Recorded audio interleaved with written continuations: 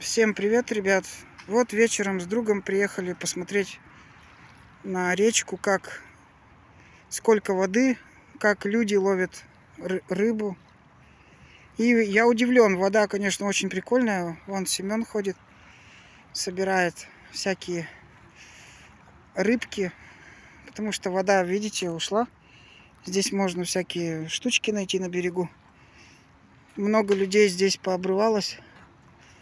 Ну, короче, я доволен вечером. Вон как я велик припарковал, кстати. На камень поставил. Здесь еще люди отдыхают, вон там подальше. Так что всем пока. Здесь такой кайф просто находиться. Даже ветра нет. Был бы спиннинг, я бы сейчас закинул, порыбачили бы с Семеном. Ладно, всем удачи, йоу.